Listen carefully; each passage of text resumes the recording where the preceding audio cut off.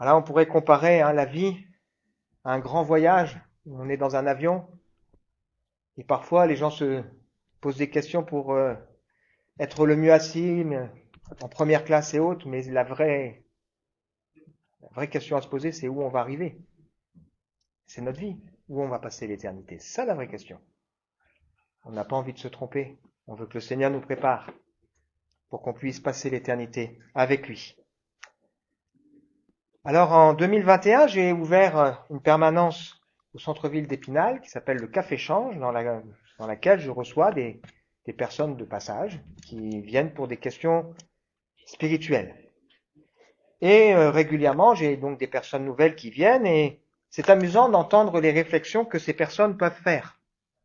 Des réflexions qui sont souvent liées à leur vécu ou leurs a priori ou leur histoire. Donc la semaine dernière, une dame m'a dit dans les églises, on raconte tout le temps la même chose.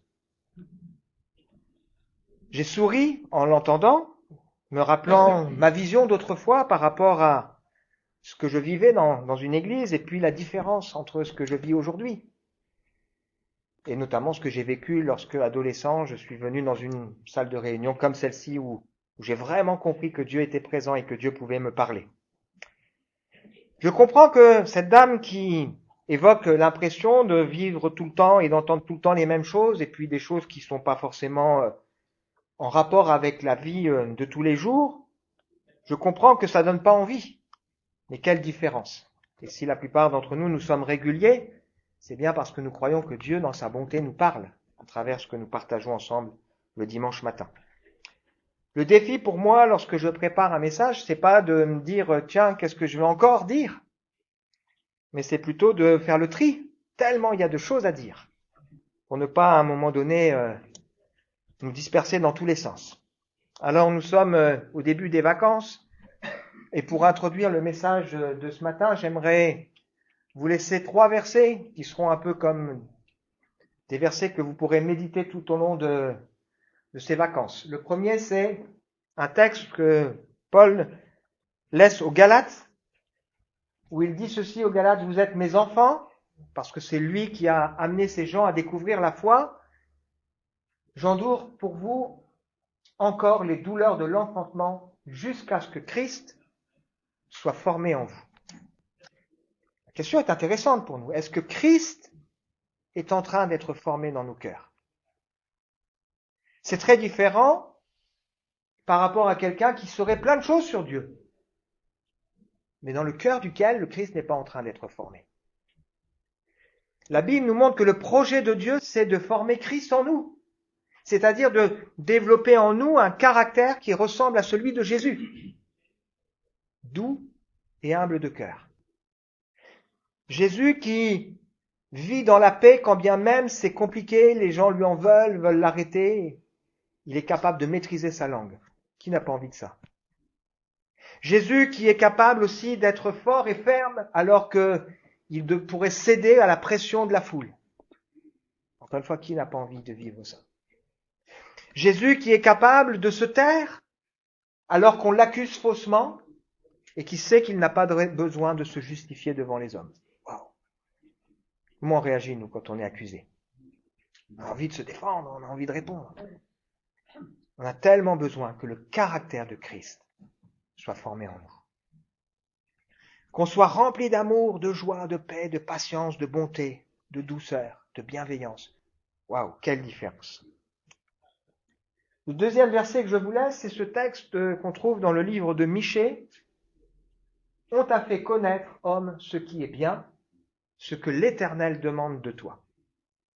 C'est que tu mettes en pratique le droit ou que tu te conduises avec droiture.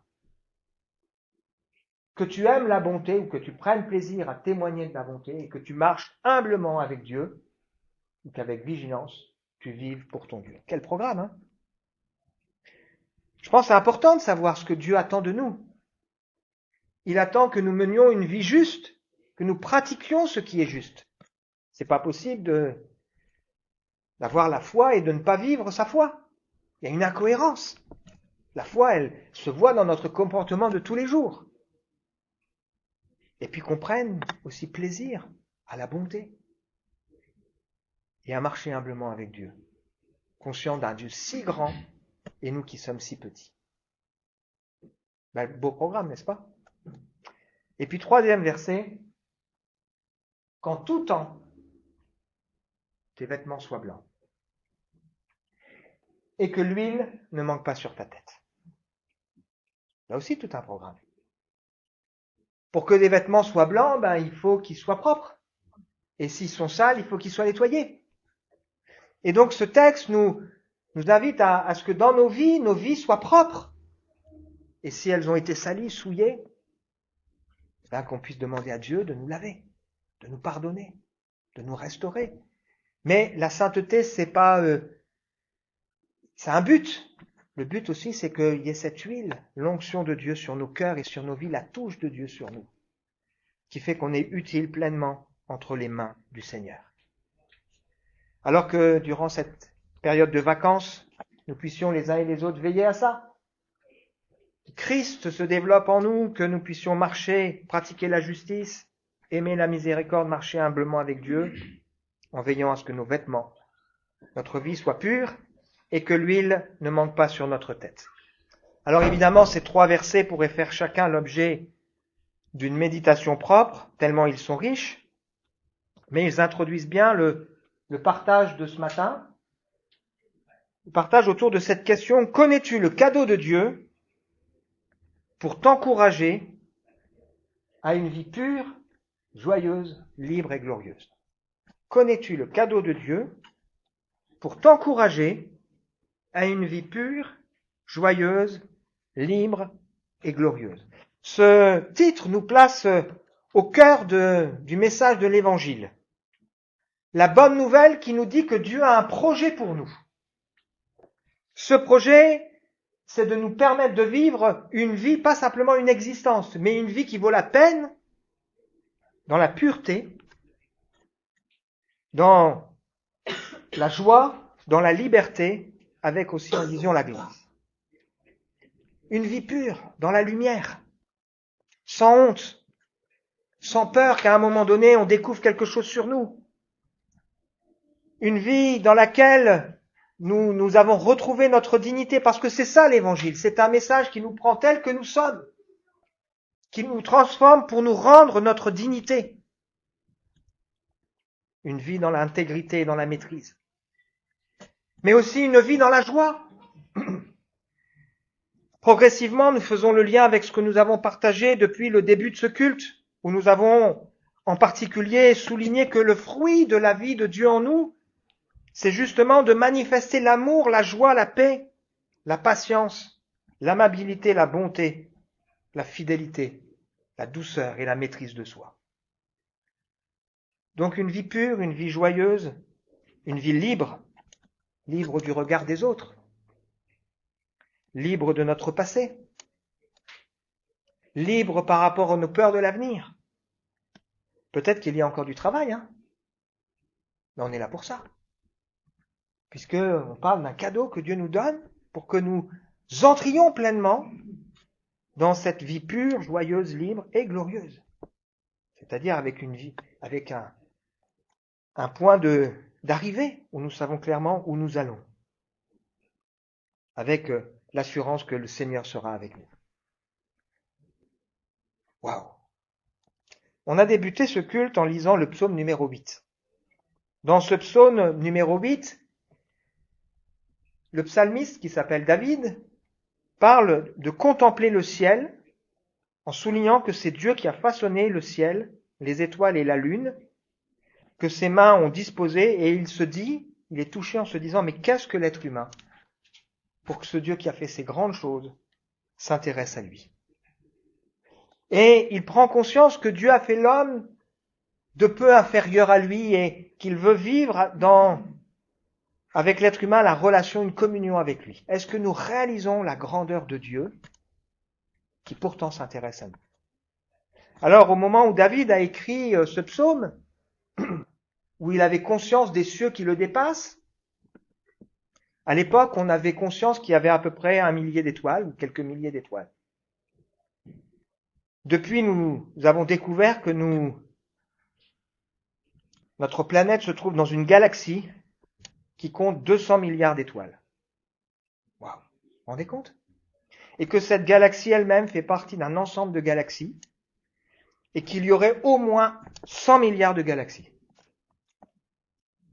Et l'univers, il s'étend encore. Et la Bible nous dit que les cieux des cieux ne peuvent contenir Dieu. Et pourtant, ce Dieu que les cieux des cieux ne peuvent contenir, il s'intéresse à toi. Et il t'appelle. Il t'appelle pour que tu vives une vie pure, joyeuse, libre et glorieuse. Waouh! Un Dieu si grand qui s'intéresse à nous. Et peut-être que ce matin, quelqu'un a besoin de répondre à cet appel de Dieu. Toi, suis-moi, engage-toi. Alors quel est le cadeau que Dieu nous donne pour pouvoir vivre ça? Peut-être qu'on va faire la tête un peu de cet enfant, surpris. Eh bien, le cadeau, c'est l'église locale. Dieu a donné l'église locale, qui n'est pas un bâtiment, qui n'est pas une institution, qui sont un ensemble de croyants pour nous permettre de rentrer pleinement dans son projet. Un ensemble de personnes qui reviennent de loin, qui ont vu leur vie transformée, qui ont décidé de vivre pour le Seigneur, qui ont changé leur manière de raisonner, qui ont changé leur perspective, qui ont changé leur projet, leur priorité de vie. Des hommes et des femmes qui sont confrontés à des défis, oui. Le défi que Christ soit formé en eux. Le défi de vivre une vie où ils pratiquent la justice. Ils aiment la miséricorde, ils sont conscients qu'autour d'eux, Dieu a besoin de faire miséricorde aux gens. Et ils doivent apprendre à marcher humblement avec Dieu. Des hommes et des femmes qui veulent que leurs vêtements soient blancs. Et qui veulent l'onction de Dieu sur leur vie. L'Église, c'est un cadeau nécessaire et indispensable.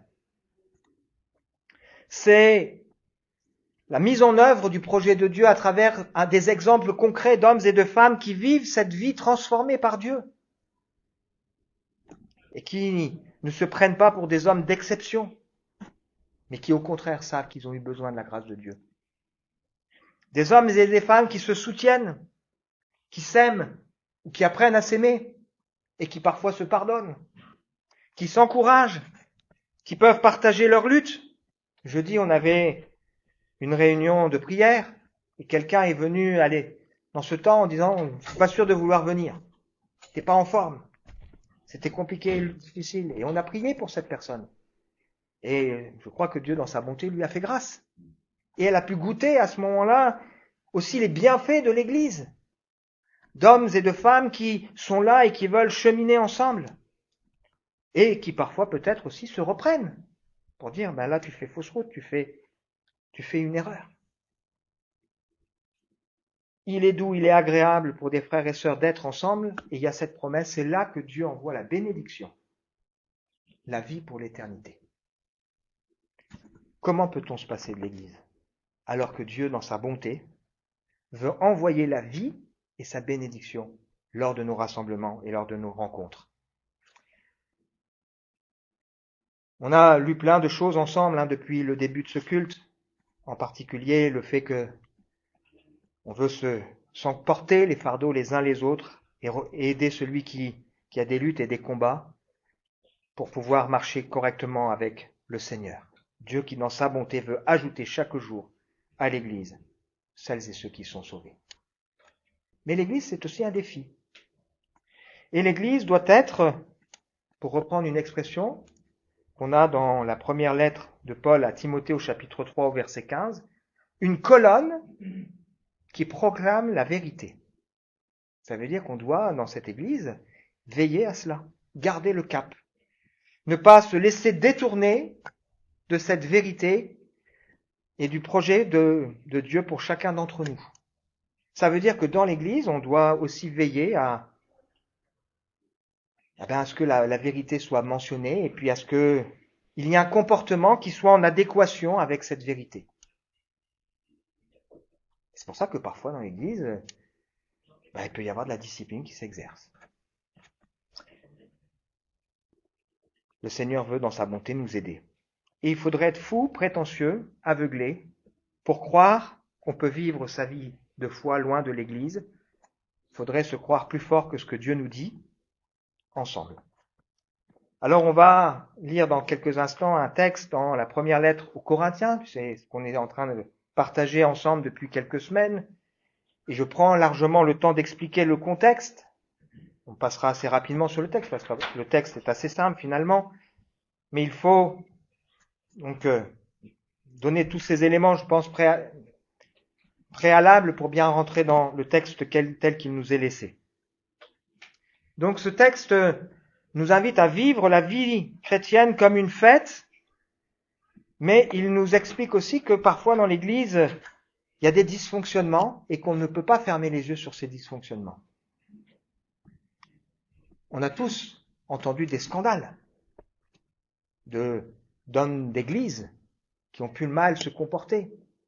Et on a tous, je l'espère, été choqués en entendant ces choses, en se disant, mais comment l'Église a pu fermer les yeux sur ces choses?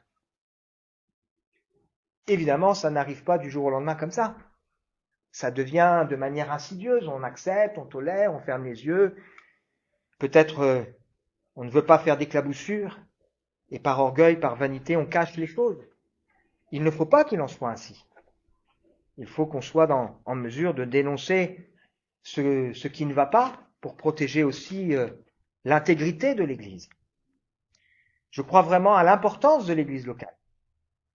On va voir ensemble que dans l'Église de Corinthe, qui est une Église dans laquelle il y a beaucoup de belles choses, il y a aussi beaucoup de gâchis. Et Paul s'étonne de voir à quel point les gens de cette ville de Corinthe n'ont pas compris et n'ont pas traité les choses. Et il va dire en particulier à propos d'une personne qui vit dans une immoralité et que c'est toléré. Cette personne vit en concubinage avec la femme de son père. Incroyable, non? C'est choquant, comment vous avez pu tolérer ça? Et il invite donc à exclure cette personne de l'Église. Et l'expression qu'il emploie pour nous montrer à quel point l'Église à ses yeux est importante, c'est le livrer à Satan. L'expression qu'on a 2 fois dans la Bible pour le même sujet. Quelqu'un qui quitte l'Église, qui s'éloigne de l'Église, il est livré à Satan. C'est-à-dire il est remis dans un contexte dans lequel c'est compliqué pour lui de vivre sa foi. Alors on veut nous rappeler le début de cette lettre avant de rentrer dans le sujet d'aujourd'hui. Enfin, on y est déjà. Hein.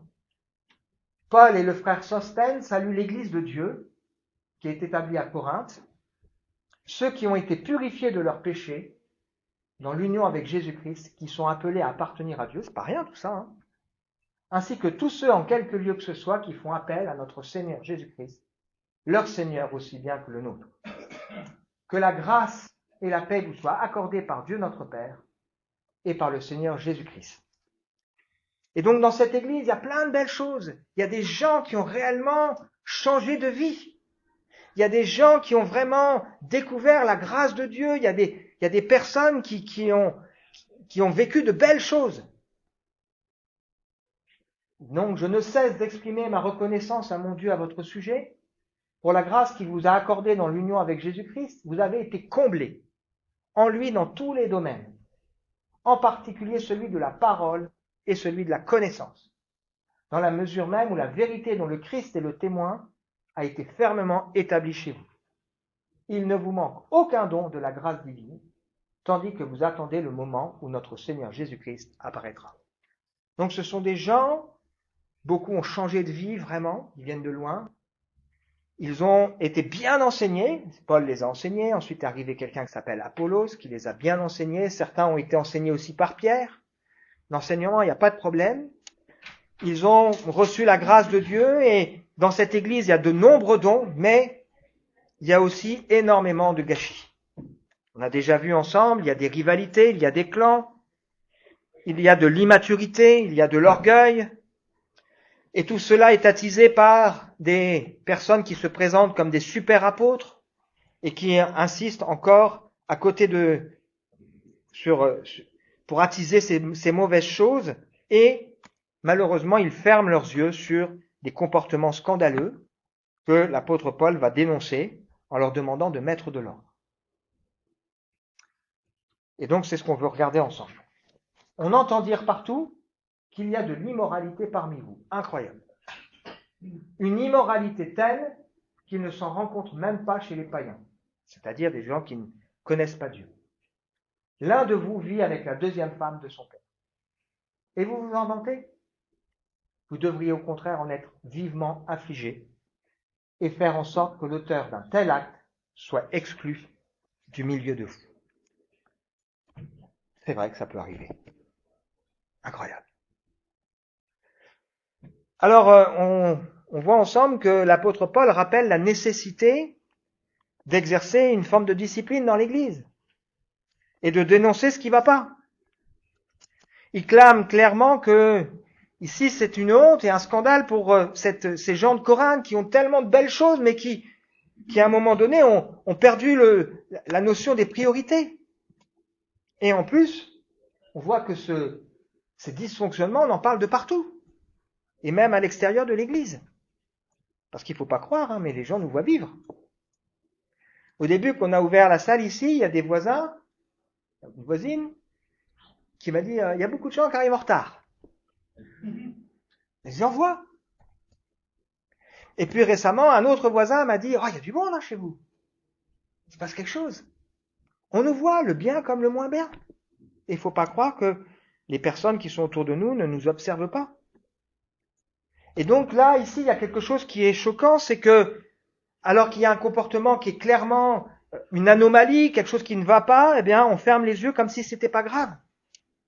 Et on voit ensemble que c'est une nécessité donc d'exercer, de montrer quand il y a quelque chose qui est un dysfonctionnement. Et heureusement, ils vont écouter ce que l'apôtre Paul veut dire. On lit la suite. Que l'auteur d'un tel acte soit exclu du milieu de vous, pour moi qui suis absent de corps, mais présent en pensée parmi vous, j'ai déjà, comme si j'étais présent, prononcé la sentence au nom du Seigneur Jésus-Christ contre celui qui a commis cette faute.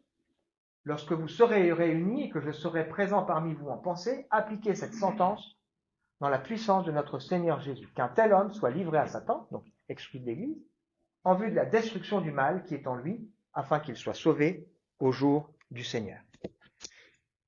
Donc s'il faut effectivement apporter une correction, il y a une manière de le faire. Dans l'évangile de Matthieu, Jésus nous explique, il nous dit, si tu vois que ton frère a péché, tu vas pas le laisser. C'est-à-dire, il est en train de s'éloigner du Seigneur, mais tu le reprends entre toi et lui seul. S'il t'écoute, tu as gagné ton frère. Mais s'il ne t'écoute pas, tu prends avec toi une ou deux personnes pour qu'il y ait des témoins. Et puis s'il écoute, tant mieux, mais s'il n'écoute pas, tu vas le dire à l'Église. Et s'il refuse d'écouter l'Église, eh bien, vous allez en tirer des conséquences. Donc on va tout faire pour aider cette personne à engager, on va le voir ensemble, il ne s'agit pas de gens nouveaux, mais de gens engagés, ne pas les laisser s'éloigner et avoir un comportement qui ne colle pas avec ce que l'Évangile enseigne. On ne veut pas laisser un frère ou une sœur vivre sa foi dans l'hypocrisie. Et on voit ici que Paul rappelle qu'il faut appeler un chat un chat. C'est d'autant plus sérieux quand ces personnes ont des responsabilités. Si le pasteur se mettait à vivre une vie en décalage complet avec l'Évangile, il faut le mettre dehors. Il faut le mettre dehors, il ne faut pas le tolérer. Et on est en droit d'être exigeant aussi sur les gens qui s'occupent des enfants. On veut qu'ils aient une vie qui corresponde à ce qu'ils enseignent. Comme on est en droit d'être exigeant avec celui qui conduit la louange. On peut pas avoir quelqu'un qui chante qu'il est d'accord avec l'idée qu'on doit vivre une vie dans la piété, dans la sainteté, ou qu'il le prêche, qu'il l'enseigne, et puis qu'il le vit pas. Alors ça ne veut pas dire qu'on est parfait. On a aussi nos luttes et nos combats. Mais on veut veiller à mettre nos vies en règle avec ce que le Seigneur enseigne. Donc heureusement, ils vont écouter ce que l'apôtre Paul va dire, alors qu'ils avaient du mal, ils traînaient la patte, et on a l'avantage d'avoir une autre lettre qui a été écrite. Et dans l'autre lettre, on voit que cet homme, il a pris conscience de la gravité des choses qu'il avait commises, et il s'est véritablement repenti. Il a changé, et l'apôtre Paul va demander à l'Église donc de le réintégrer et même de le consoler parce qu'il était accablé par une tristesse. Mais heureusement qu'on lui a dit que ça n'allait pas. Et heureusement que cet homme a été touché parce qu'il a compris l'importance donc de la discipline qui a été exercée. La raison maintenant de corriger, vous n'avez vraiment pas de quoi vous vanter, ne savez-vous pas qu'il suffit d'un peu de levain pour faire lever toute la pâte? Faites donc disparaître tout vieux levain du milieu de vous, afin que vous soyez comme une pâte toute nouvelle, puisque en effet vous êtes sans levain.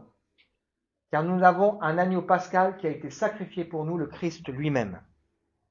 C'est pourquoi célébrons la fête de la Pâque, non plus avec le vieux levain, le levain du mal et de la méchanceté, mais uniquement avec les pains sans levain, de la pureté et de la vérité. Il y a des choses qu'on doit savoir. La première des choses qui est mentionnée ici, c'est que un peu de levain fait lever toute la pâte. Dans la Bible, le levain, c'est le symbole du péché. Et ce que nous montre ce texte, c'est que quand on commence à laisser des choses, eh bien, ça en entraîne d'autres. Ça contamine le reste. Et on le sait que c'est vrai, ça. C'est la même chose dans ma propre vie, hein. Si je suis négligent dans certains domaines, ben, ça part en vrille. Et je dois veiller sur mon propre cœur. Et la Bible nous montre aussi que dans le péché, il y a une forme de jouissance éphémère du péché. Et donc, qu'est-ce qui se passe ici? C'est que les Corinthiens, ils étaient tellement fiers d'eux, sûrs d'eux, tellement orgueilleux, ils avaient tellement envie de préserver leur réputation et leur image qu'ils voulaient pas dénoncer ce qui devait l'être. Et ça, c'est pas normal. Et ce texte nous rappelle que le projet de Dieu pour nous, c'est que nous vivions notre vie de foi comme une fête, à l'image de la Pâque, qui est une fête, et qui est suivie d'une autre fête, qui est la fête des pains sans levain, qui dure 8 jours, 7 jours. Cette fête des pains sans levain, c'est une fête qui nous rappelle qu'on a compris le sacrifice de Jésus, mais qu'ensuite, eh bien, on travaille dans nos cœurs et dans nos vies à laisser le Seigneur nous transformer. Et ça aussi, c'est une fête. Je sais pas vous, mais si on est honnête, quand dans nos vies, il y a des choses qui vont pas, et on le sait, ben on peut pas en être fier. Ça nous rend pas heureux, ça nous rend pas libres, ça nous rend pas joyeux, et ça nous rend pas, ça nous élève pas. Mais quand au contraire, dans nos vies, on a pris des victoires, quand au contraire, dans nos vies, on a pu mettre de l'ordre, eh ben, à ce moment-là, on est reconnaissant et on est heureux et joyeux de vivre ces choses. Donc le Christ est mort pour nous libérer du péché, il est mort pour nous permettre de vivre cette vie transformée à sa ressemblance. Dernier point. Paul rappelle ici que, évidemment, tout ce qu'on est en train de dire là s'adresse non pas à des gens qui nous visitent ou des gens qui sont en train de découvrir l'Évangile. On vient à l'Évangile tel qu'on est. Et la Bible nous montre que Dieu est l'ami des pécheurs. Jésus est l'ami des pécheurs. On vient à l'Évangile tel qu'on est et la Bible nous montre que Dieu est un Dieu dont la grâce surabonde, là où dans nos vies il y a pu y avoir le péché. Et donc Paul évoque ceci, il avait déjà écrit une première lettre. Donc dans ma première lettre, je vous ai écrit de ne pas avoir de relation avec des personnes vivant dans la débauche, mais évidemment, je voulais pas dire qu'il faut éviter toute relation avec ceux qui dans ce monde mènent une vie de débauche, ou avec les avares, les voleurs, les adorateurs d'idoles, ou alors il vous faudrait sortir du monde. Non, je voulais simplement vous dire de ne pas entretenir de relation avec celui qui, tous en se disant votre frère, vivrait dans la débauche, serait avare, idolâtre, calomniateur, adonné à la boisson ou voleur. Avec des gens de cette sorte, il ne faut même pas prendre de repas. Est-ce à moi de juger ceux qui vivent en dehors de la famille de Dieu? Bien sûr que non. Mais c'est bien à vous de juger ceux qui font partie de votre communauté, ceux du dehors, Dieu les jugera, mais vous, chassez le méchant du milieu de vous. Donc ce texte nous montre que tout ce qu'on évoque ici ne s'adresse pas à des gens qui sont en train de découvrir l'Évangile et qui ont besoin de la grâce de Dieu, mais s'adresse à des gens qui se prétendent engagés, qui font qui confessent leur foi et qui laissent penser qu'ils marchent avec Dieu. Et ce serait hypocrite ou ce serait un mensonge de ne pas les mettre en garde. Nous sommes responsables les uns des autres. Et si on voit quelqu'un, un frère ou une sœur, qui, dans son raisonnement, dans ses priorités, dans ses choix, est en train de s'éloigner du Seigneur, c'est notre devoir de lui dire, non, ce que tu dis là, c'est pas juste, c'est pas bien. Et on veut pas l'encourager à s'éloigner du Seigneur. On veut au contraire lui dire, non, tu peux pas parler comme ça. Le Seigneur, c'est pas ce qu'il nous dit dans sa parole, c'est pas ce qu'il nous enseigne. Et on n'est pas là pour condamner définitivement, comme on l'a vu, mais on est là pour aider au contraire, pour que cette personne puisse retrouver le projet que le Seigneur a pour lui. Une vie dans laquelle il pourra retrouver la pureté, la joie, la liberté et courir vers la gloire. Ce qu'on remarque aussi ici, et je souligne ça parce que ça me paraît important, c'est que Paul met au même plan le problème qu'il a évoqué avec la débauche, l'avarice, l'idolâtrie, la calomnie, l'ivonnerie ou le vol. Donc on n'est pas là en train de pointer simplement un problème, mais on est en train de pointer des comportements récurrents qui soient en opposition avec l'enseignement de la Bible. Et là, on peut pas fermer les yeux et faire comme si de rien n'était. Mais au contraire, on veut que le Seigneur puisse faire son œuvre dans nos cœurs et dans nos vies. Conclusion pour nous. Maintenant qu'on sait ce que c'est que le cadeau de Dieu, l'Église, qui est là pour à la fois nous challenger, qui est là pour nous encourager, qui est là pour nous fortifier, qui est là pour nous relever. Est-ce qu'on est prêt à réfléchir à ces 3 versets du début? Que Christ soit formé dans ton cœur. Est-ce que tu as envie que le Christ soit formé en toi? Moi, j'en ai envie. J'en ai besoin. Et je sais que ça passe par m'imprégner de la vie de Jésus, l'exemple de Jésus, le Jésus qui prenait du temps dans la communion avec son Père, qui veillait à être rempli de l'Esprit. Je sais que c'est un défi pour ma vie. Et que si je me laisse aller, je m'éloigne. Est-ce que nous avons envie, comme il nous est rappelé, ce programme en 3 étapes de Michée, mettre en pratique ce qui est droit, aimer la bonté pour les autres aussi, pour leur tendre la main, et marcher humblement avec Dieu. Et est-ce qu'on a envie, comme on l'a lu ensemble, que nos vêtements soient blancs et que l'huile ne manque pas sur notre tête, remplie du Seigneur et remplie de sa vie. C'est à ce prix qu'on pourra vivre une vie pure, joyeuse, libre et glorieuse, le programme que le Seigneur veut pour nous. On veut prier ensemble? Demander au Seigneur de nous accorder son aide. Seigneur, merci parce que ta parole, elle cache pas les choses. On voit qu'on est dans la vraie vie, avec tous les défis auxquels on peut être confronté. Et tu nous rappelles à travers cela que prétendre avoir la foi, vivre quelque chose avec toi, c'est aussi quelque chose de sérieux, qu'on ne se moque pas de toi. Tu nous rappelles aussi que on veut prendre soin les uns des autres, nous encourager les uns les autres. Merci parce que toi qui es un Dieu si grand, tellement saint, tu t'intéresses à notre petite vie, tu nous tends la main, tu viens vers nous. Et ton désir, c'est pas de nous condamner, mais c'est de nous relever. Je crois, Seigneur, que tu as un projet pour chacun d'entre nous, chacune de nos vies, pour que nous menions effectivement une vie pure. Et quel défi dans ce monde corrompu! Une vie joyeuse, une vie dans la liberté, et une vie qui te glorifie et qui t'honore. Seigneur, aide-nous dans l'Église à vivre ensemble ces choses. Et aide-nous aussi dans nos relations avec les uns et les autres à appeler un chat, pour ne pas encourager quelqu'un dans une voie qui ne serait pas bonne, Seigneur. Mais comme on l'a lu, aimer la miséricorde, marcher humblement avec Dieu pour aider chacun dans son cheminement. Amen.